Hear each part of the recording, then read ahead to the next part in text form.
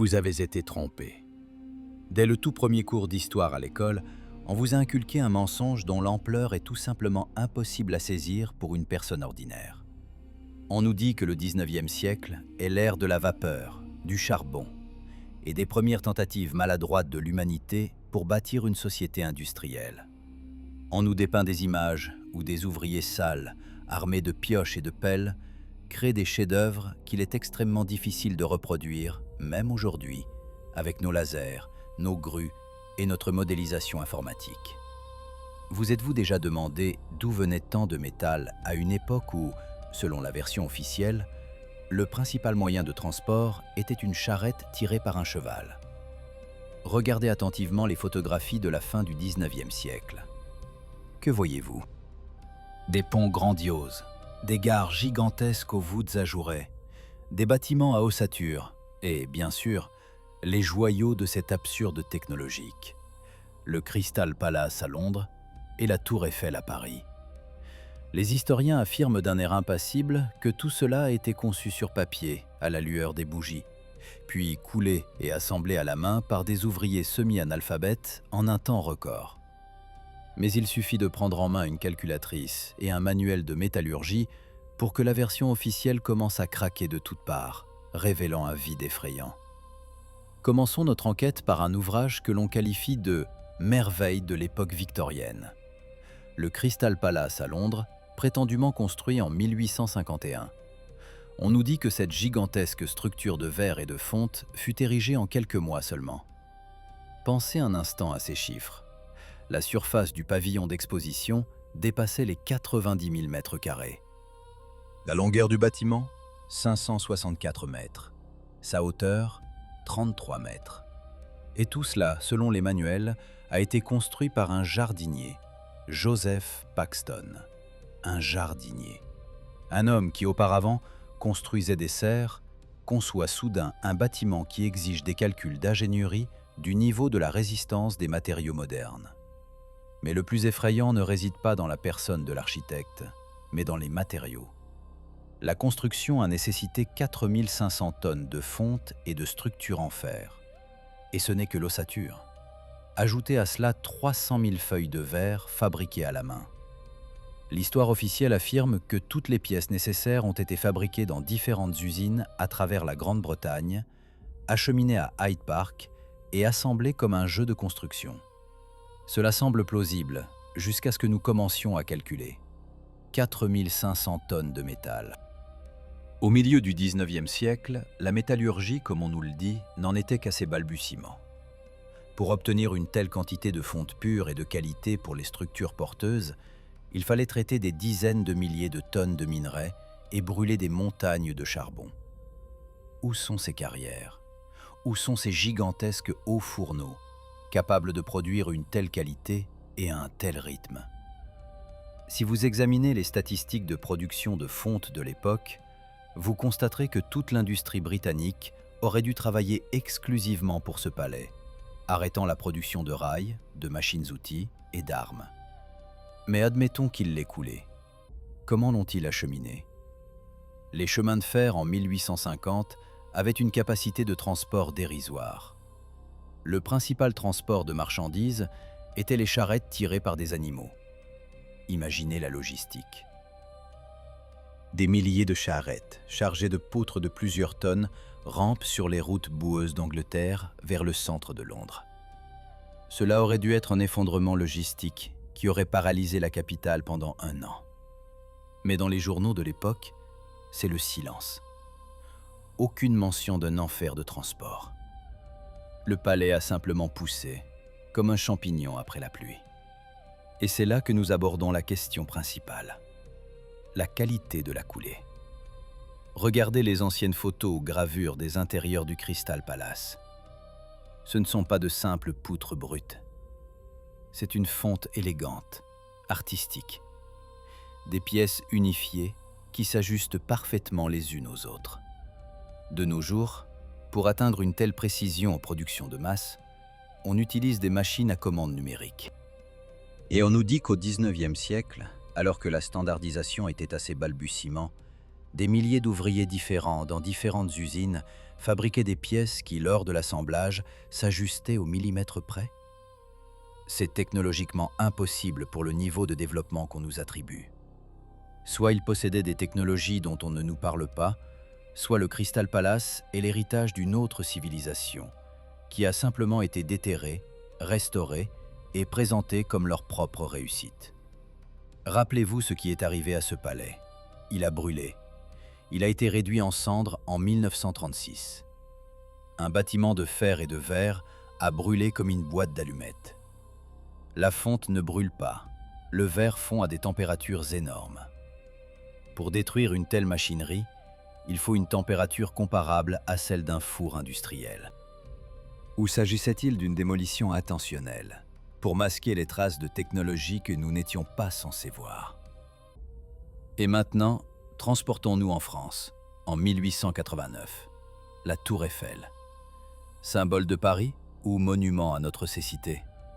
On nous dit que Gustave Eiffel l'a construite en 2 ans, 2 mois et 5 jours. Le poids de la structure métallique est de 7300 tonnes. Le poids total est de plus de 10 000 tonnes. 7000 tonnes de fer puddlé. Savez-vous ce qu'est le fer puddlé? C'est un métal obtenu par brassage manuel de la fonte en fusion dans un four, afin de brûler le carbone. Manuel. Imaginez ce travail d'enfer. Pour obtenir 7000 tonnes de fer de haute qualité par le procédé de puddlage, il faut des armées d'ouvriers qui, jour et nuit, remuent le métal en fusion avec des barres à mine. C'est un travail forcé et inefficace. Avec une telle méthode, il est impossible d'obtenir une homogénéité du matériau. Chaque lot de métal différera par sa composition chimique et sa résistance. Mais la Tour Eiffel tient. Elle est assemblée à partir de 18 038 pièces métalliques fixées par 2,5 millions de rivets. 2,5 millions de rivets. Comprenez-vous ce que cela signifie? Chaque rivet doit être chauffé au rouge, inséré dans le trou et riveté à coups de marteau avant qu'il ne refroidisse. Cela doit être fait en hauteur, dans le vent, avec une précision d'orfèvre. Si les trous ne coïncident pas d'1 millimètre, la structure ne s'assemblera pas. L'histoire officielle affirme que les trous étaient percés à l'avance en usine. C'est-à-dire que les ingénieurs d'Eiffel ont calculé les 18 000 pièces au dixième de millimètre près, sans jamais se tromper. Sans ordinateur, sans télémètre laser, en utilisant des règles à calcul et des dessins sur papier. C'est statistiquement impossible. Avec un tel volume de travail manuel et des méthodes de production primitives, le pourcentage de défauts aurait dû être colossal. La tour aurait dû être tordue, bancale, nécessitant des ajustements constants sur place. Mais elle est parfaite. Elle est si parfaite en termes d'aérodynamisme et de répartition des charges que même les ingénieurs modernes sont étonnés de sa stabilité. D'où venait ce métal? À la fin du XIXe siècle, la France traversait des périodes difficiles, conséquences de guerre, crise économique, et soudain, l'État dépense une quantité folle de ressources stratégiques, du fer de haute qualité, pour, en substance, une tour inutile pour une exposition? Où est la logique? Où est la justification économique? On nous dit que c'est une démonstration de puissance, mais cela ressemble plus à l'utilisation d'une ressource prête à l'emploi, obtenue gratuitement. Il existe une version selon laquelle Eiffel n'a pas construit la tour à partir de zéro. Il aurait pu être impliqué dans sa reconstruction ou son assemblage à partir d'éléments préfabriqués, trouvés dans les entrepôts d'une époque antérieure, plus développée. Ou bien la tour elle-même est le squelette d'un ancien dispositif technique, dont le revêtement et l'équipement interne ont été retirés, ne laissant que l'ossature, présentée comme un chef-d'œuvre architectural. Regardez les photos de la construction de la tour. Elles sont étranges. On y voit des blocs géants déjà prêts, qui sont soulevés par des grues incompréhensibles. On voit un petit nombre d'ouvriers. Où sont les foules de gens? Où sont les montagnes de copeaux, de débris, de pièces défectueuses? Le chantier semble stérile. Cela ressemble plus à l'installation de décors qu'à une construction lourde. Nous sommes confrontés à une impasse technologique. D'un côté, les chiffres et les dates officielles que l'on nous martèle. De l'autre, les lois de la physique, de la chimie et de la logistique qui crient qu'il était impossible de produire, de livrer et d'assembler de tels volumes de métal au XIXe siècle en utilisant les technologies déclarées. Quelqu'un joue aux bonnettes avec nous, substituant à l'histoire réelle un beau conte de fées sur le progrès technique. Mais s'ils n'ont pas pu le construire, qui l'a fait? Et surtout, quand? Les réponses à ces questions bouleverseront votre perception de la réalité. Approfondissons les chiffres qui détruisent le château de cartes de l'histoire officielle et examinons la situation démographique de l'époque. C'est un point clé que les historiens évitent soigneusement ou noient sous des montagnes de statistiques insensées. On nous parle de révolution industrielle, de croissance explosive des villes, de foules d'ouvriers prenant d'assaut les usines. Mais les mathématiques sont une chose obstinée et cruelle. Pour produire des milliers de tonnes de métal, il ne suffit pas de construire un four. Il faut une infrastructure colossale et surtout des personnes qualifiées. Jetez un œil aux données réelles sur la population de l'Europe et de l'Amérique au milieu du XIXe siècle. Nous constatons des lacunes et des incohérences étranges. Les villes sur les photographies de l'époque semblent étrangement désertes. Les immenses avenues de Saint-Pétersbourg, Paris, Washington, bordées de bâtiments majestueux, sont absolument désertes. Où sont tous ces millions d'habitants? Où sont ces ouvriers qui auraient construit ces structures cyclopéennes? On nous explique cela par la longue exposition des vieux appareils photo, disant que les objets en mouvement ne se sont tout simplement pas imprimés. Mais c'est une faible excuse. Avec une exposition de plusieurs minutes, les ombres auraient dû rester. Les rues auraient dû être floues par les flux de mouvement. Mais nous voyons un pavé propre et mort. Il existe une théorie fondée selon laquelle le XIXe siècle est une période de récupération après une catastrophe mondiale. Ce même cataclysme que les chercheurs alternatifs appellent le déluge de boue ou la grande réinitialisation. L'humanité a été ramenée en arrière. La population adulte et qualifiée manquait cruellement. Rappelez-vous le phénomène des soi-disant trains d'orphelins aux États-Unis et la curieuse mode des enfants ramoneurs et des enfants mineurs en Europe. D'où venaient des millions d'enfants abandonnés? Où étaient leurs parents?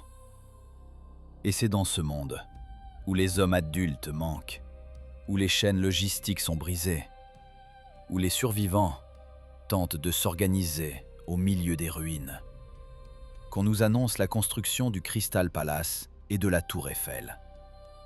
Qui se tenait devant les hauts fourneaux? Des enfants? Ou une poignée d'artisans survivants qui ont miraculeusement conservé les secrets de la métallurgie?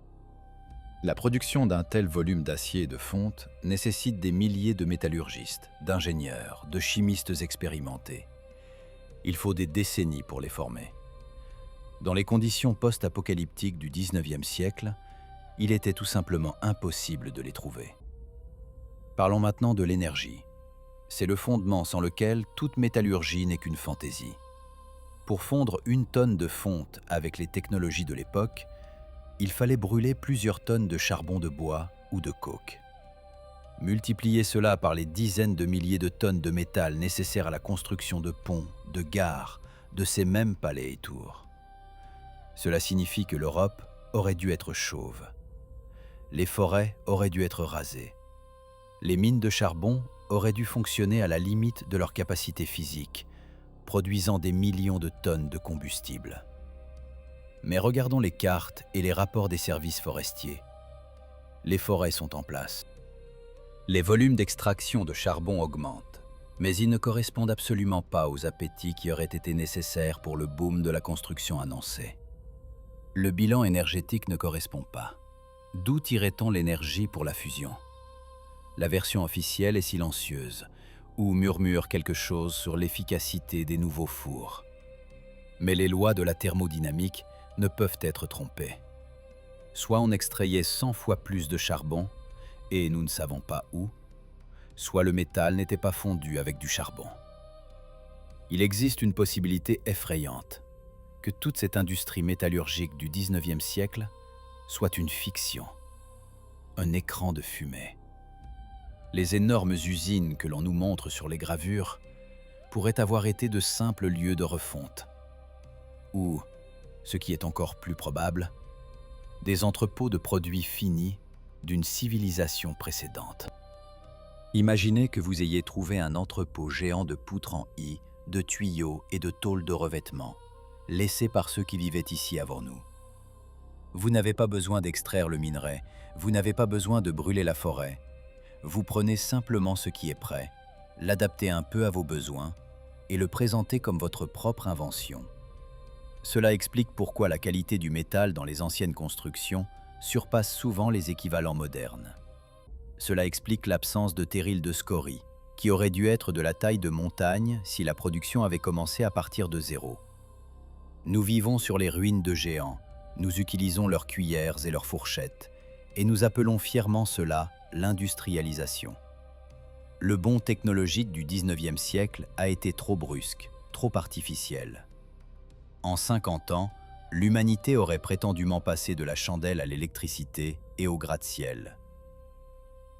En biologie et en sociologie, de tels sauts sont impossibles sans intervention extérieure ou sans l'utilisation d'une base déjà prête. Nous regardons les grilles ajourées des anciens ponts, les structures rivetées complexes, et ne comprenons pas l'essentiel. Ce n'est pas seulement du fer.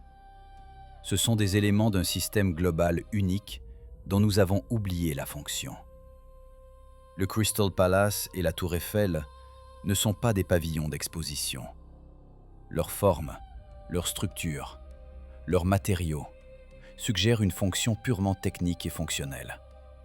Peut-être s'agissait-il de stations de transmission d'énergie, d'électricité atmosphérique, dont les chercheurs de la Tartarie parlent tant. Et le métal, pour eux, n'a pas été coulé par des jardiniers et des constructeurs de ponts. Il a été prélevé dans des réserves qui ont miraculeusement survécu à la catastrophe. Maintenant, redescendons sur Terre et examinons les détails qui crient littéralement à la falsification. Les ingénieurs et les mécaniciens me comprendront à demi-mot. Il s'agira des normes et de l'unification. Avez-vous déjà essayé de visser une vis soviétique dans un écrou importé moderne? Très probablement, vous n'y parviendrez pas en raison de la différence de pas de vis. Et maintenant, transportons-nous au 19e siècle. On nous dit que la Tour Eiffel et le Crystal Palace ont été assemblés à partir de millions de pièces produites par différents sous-traitants. À cette époque, un système de normes unifiées ne faisait que naître. La norme Whitworth pour le filetage n'a été adoptée en Grande-Bretagne qu'en 1841 et son implémentation a pris des décennies. En France et dans d'autres pays, c'était le chaos total. Chaque usine, chaque atelier avait ses propres gabarits, ses propres pouces et ses propres pieds. Et dans ce chaos, on nous demande de croire que des milliers de tonnes de structures métalliques, fabriquées dans différents ateliers, ont été acheminées sur le chantier et qu'elles se sont parfaitement ajustées les unes aux autres. Les trous ont coïncidé, les boulons sont entrés comme dans du beurre, les poutres se sont jointes sans interstice. C'est un absurde technique. Même aujourd'hui, avec des ordinateurs et un contrôle laser, les grands chantiers rencontrent constamment des problèmes de non-concordance des éléments. À l'époque, avec une production manuelle et l'absence de normes métrologiques unifiées, l'assemblage de la Tour Eiffel aurait dû se transformer en un cauchemar sans fin de limes et de marteaux. Mais sur les photos, nous voyons des lignes parfaitement droites. Cela ne signifie qu'une chose. Les pièces étaient fabriquées sur un complexe de production unique, de haute technologie, qui fonctionnait selon des normes unifiées et strictes. Un complexe qui n'existe tout simplement pas dans l'histoire officielle du 19e siècle. Où sont passés les moules de fonderie? C'est une autre question qui laisse les historiens perplexes. Pour couler une pièce complexe en fonte, il faut un moule. Pour les éléments décoratifs et les nœuds uniques du Crystal Palace, il fallait des milliers de moules complexes. C'est un énorme volume d'outillage de modèles. Où sont-ils? Dans les musées, on nous montre quelques caisses en bois, mais pour une production d'une telle ampleur, Il aurait fallu des hangars remplis de moules. Ils n'existent pas. Comme si les pièces n'avaient pas été coulées, mais matérialisées à partir de l'air, ou, plus probablement, prélevées toutes faites dans les entrepôts de cette civilisation effacée. Faites attention aux soi-disant expositions universelles. Londres, Paris, Chicago, Philadelphie. Le scénario est toujours le même. En un temps incroyablement court, des complexes gigantesques de pierre et de métal sont construits, impressionnants par leur grandeur et leur architecture antique. On nous dit que ce sont des pavillons temporaires faits de plâtre et de bâtons. Mais regardez les photographies des ruines après les incendies ou les démolitions. On y voit des armatures puissantes, des murs en briques solides et des charpentes en acier. Pourquoi construire des bâtiments permanents pour une seule saison, pour ensuite les démolir? C'est un suicide économique. Il existe une hypothèse effrayante, selon laquelle les expositions universelles n'étaient pas une démonstration de réalisation, mais une opération de couverture. Les autorités découvraient des villes-usines antiques intactes, les clôturaient, y apposaient une pancarte « Exposition », puis les détruisaient ou les reconstruisaient méthodiquement, les présentant comme leur propre création. L'exposition de Chicago de 1893 en est le plus brillant exemple. La ville blanche, brillant d'électricité, avec des trottoirs roulants et une architecture incroyable. On nous dit que tout cela a été construit en quelques années avec des lattes et du plâtre. Le croyez-vous? En regardant les colonnades et les dômes qui n'ont rien à envier au Panthéon romain? Et puis, après la clôture de l'exposition, d'étranges incendies détruisent ces constructions temporaires. Très pratique. Pas de bâtiment, pas de possibilité d'expertiser les matériaux. Le feu efface tout. Nous voyons ici la signature d'un nettoyage global. Ce ne sont pas seulement des bâtiments qui ont été détruits, ce sont des preuves qui ont été anéanties. Des preuves que nous ne sommes pas la première civilisation développée sur cette terre, mais peut-être des descendants dégénérés ou des colons arrivés sur un terrain déjà préparé. Un autre fait troublant, la profondeur des fondations. Lorsque les constructeurs modernes tentent de reconstruire des bâtiments de cette époque ou d'en construire de nouveaux à proximité, ils tombent souvent sur des étages s'enfonçant profondément sous terre. Le musée polytechnique de Moscou, des bâtiments à Paris et à Londres, ils ont tous des étages complets sous terre, avec des fenêtres et des portes. Les historiens marmonnent sur la couche culturelle. Quelle couche culturelle peut enfouir les premiers étages de bâtiments de 3 à 4 mètres en 100 ans? Ce n'est pas la poussière des chaussures des passants. Ce sont les traces d'un déluge catastrophique, d'une coulée de boue qui a recouvert les villes de glaise et de saleté. Et c'est de cette boue que dépassaient les sommets de ces mêmes structures métalliques que nous connaissons sous le nom de gares et de pavillons d'exposition. Nos ancêtres, ces mêmes hommes en chapeau haut de forme et avec des cannes, les ont simplement déterrés, nettoyés, ont installé de nouvelles vitres et ont appelé cela le triomphe de l'ingénierie du XIXe siècle. Ils se sont appropriés un héritage étranger, car eux-mêmes n'auraient pas pu produire même le centième de ce métal et de cette pierre. Nous vivons dans des décors non construits par nous, et nous utilisons des technologies dont nous ne comprenons pas entièrement le principe de fonctionnement, réduisant tout à la combustion primitive du charbon et du pétrole. Nous abordons la partie la plus effrayante de notre enquête, celle qui donne des frissons. Si l'on admet qu'il était techniquement et logistiquement impossible de construire ces gigantesques structures métalliques au XIXe siècle, la question inévitable se pose. Quelle était leur véritable fonction? L'histoire officielle nous raconte des contes de fées selon lesquels la Tour Eiffel n'est qu'une arche d'entrée pour une exposition, et le Crystal Palace une grande serre.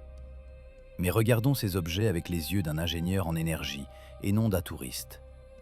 Devant nous se trouvent des circuits conducteurs géants. Le métal utilisé dans ces constructions possède des propriétés étranges que nous commençons seulement à redécouvrir. Il existe une théorie tout à fait fondée selon laquelle toute cette architecture de fer et de cuivre faisait partie d'un réseau mondial d'extraction d'électricité atmosphérique, ou, comme on l'appelait autrefois, d'éther. Regardez la flèche de la tour Eiffel. C'est un parafoudre classique. Toute la structure fonctionne comme une antenne géante, s'enracinant profondément dans le sol, où, comme nous l'avons découvert, sont cachées les véritables fondations et les étages techniques.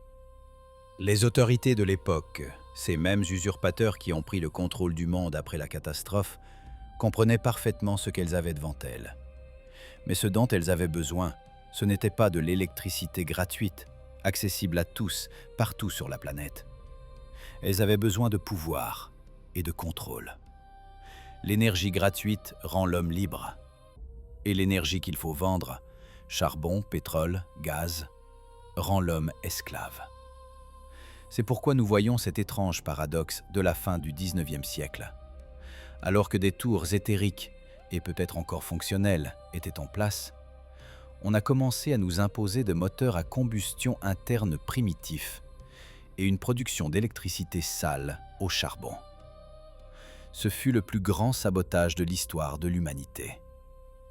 Pour nous forcer à payer pour la lumière et la chaleur, il fallait détruire l'ancienne infrastructure d'énergie gratuite.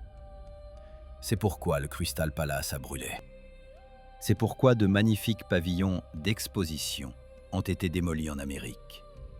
Ce n'était pas la démolition de logements vétustes, c'était un nettoyage des preuves. Ils détruisaient des technologies qui auraient pu transformer notre vie en paradis et nous enfermaient dans une impasse technologique basée sur la combustion des ressources. Nikola Tesla n'a rien inventé de nouveau.